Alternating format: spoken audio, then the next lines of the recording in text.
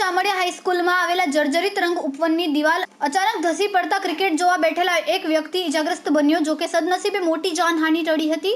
ઇજાગ્રસ્ત વ્યક્તિને આમોદ સામૂહિક આરોગ્ય કેન્દ્ર ખાતે સારવાર આપવામાં આવી હતી. આમોદ ચામડિયા હાઈસ્કૂલના મેદાનમાં ગતરોજ રવિવાર હોવાથી યુવાનો દ્વારા ક્રિકેટ ટુર્નામેન્ટનું આયોજન કરવામાં આવ્યું હતું. જે ક્રિકેટ રમવા માટે ચામડિયા હાઈસ્કૂલના મેદાનમાં આશરે 40થી વધુ યુવાનો ભેગા થઈને ક્રિકેટ રમતા હતા. તેમજ અન્ય ક્રિકેટ રસિક યુવાનો જર્જરિત રંગ ઉપવનની દિવાલ પાસે બેસીને મેચ નિહાળતા હતા. જ્યારે અચાનક જ જર્જરિત રંગ ઉપવનની દિવાલ ધસી પડતા પ્રેક્ષક યુવાનો ત્યાંથી દોડી ગયા હતા, જેથી તેમનો જીવ બચી ગયો હતો અને સદનસીબે મોટી જાનહાનિ થતા અટકી હતી. જો કે દશરથ માછી નામના યુવકને દિવાલ ધસી પડતા માથામાં ઈજા થઈ હતી, જેથી તેમને આમોદ સામૂહિક આરોગ્ય કેન્દ્ર ખાતે સારવાર આપવામાં આવી હતી. રિપોર્ટર રવિ સૈયદ, તહેલકા ન્યૂઝ, આમોદ. શું નામ તમારું? દશરથભાઈ. શું બનાવ બન્યો તમારી જોડે?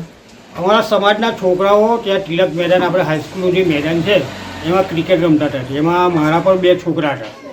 તો બપોરે જમીને ગયા તો સાંજે આવ્યાના 4 વાગે.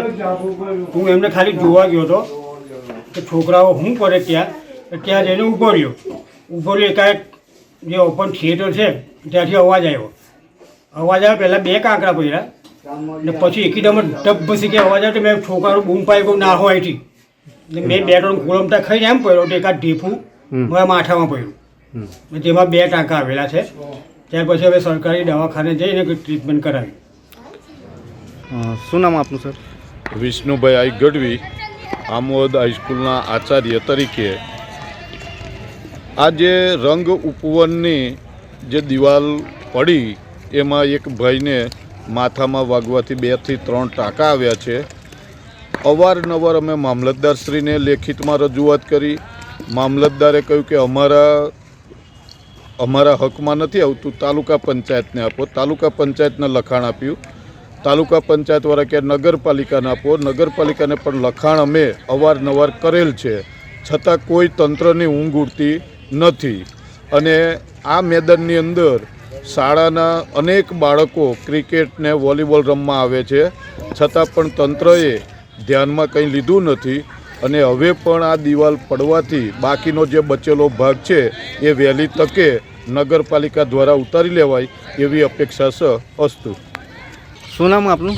મારું નામ મિતેશ માછી છે, રહેવાસી તાલુકા પંચાયત નવી નગરી આમોદ.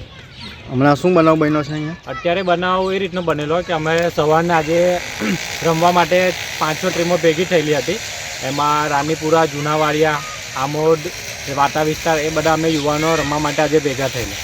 હવે એમાં બનાવ એવો બનેલો કે બપોર પછી જ્યારે અમે જમીને મેચ રમતા હતા ત્યારે સદનની જે પાછળનું ગોડાઉન ખરું એની દિવાલ તૂટી પડેલી ને અહીંયા 30-40 છોકરા અમે બધા અહીંયા જ બેસેલા હતા. તો સદનસીબે કોઈકને વાગ્યું નથી.